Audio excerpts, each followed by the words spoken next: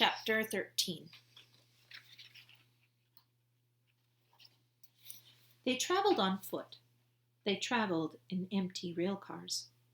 They were always on the move.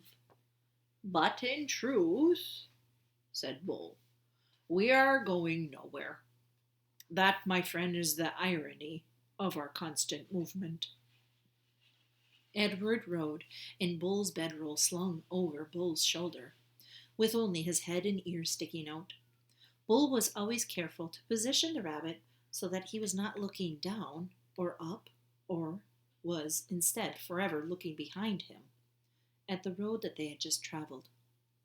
At night they slept on the ground under the stars, and Lucy, after her initial disappointment about Edward being unfit for consumption, took a likening to him and slept and curled up beside him.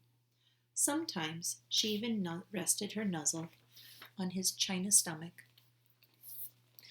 Then the noises she made in her sleep, whimpering and growling and chuffing, resonated inside Edward's body. To his surprise, he began to feel a deep tenderness for the dog. During the night, while Bull and Lucy slept, Edward, with his ever-open eyes, stared up at the constellations. He said their names, and then he said their names of the people who loved him. He started with Abilene, and then he went to Nellie, Lawrence, and from there to Bull and Lucy. And then he ended up again with Abilene.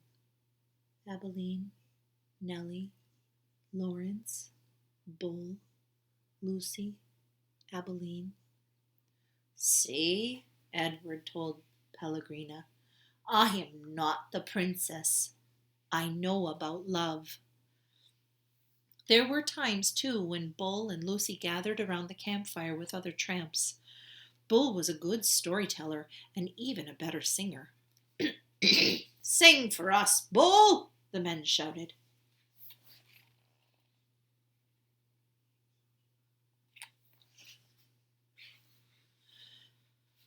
Bull sat with Lucy leaning against his leg, and Edward balanced on his right knee, and he sang from somewhere deep inside himself.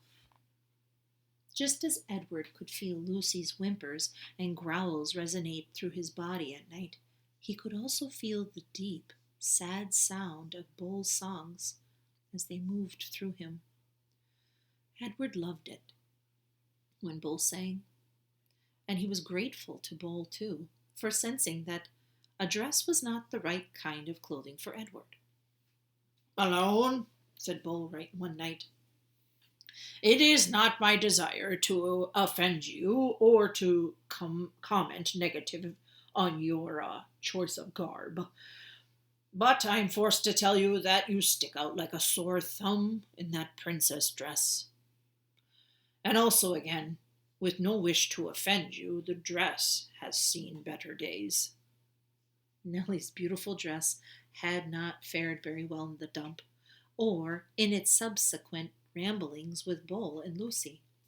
It was so torn and dirty and full of holes that it barely resembled a dress anymore. "I have a solution," said Bull, "and I hope that it meets with your approval."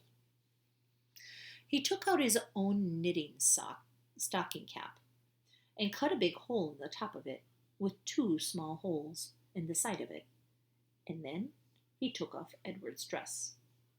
"Look away, Lucy," he said to the dog. "Let's not embarrass Malone by staring at his nakedness." Bull slid the hat over Edward's head and pulled it down and poked his arms through the smaller holes. "There you go," he said to Edward. "Now you just need some pants." The pants Bull made himself, cutting up several red handkerchiefs and sewing them together so that they formed a makeshift covering for Edward's long legs. "Now you have the proper outlaw look," said Bull, standing back to admire his work. "Now you look like a rabbit on the run."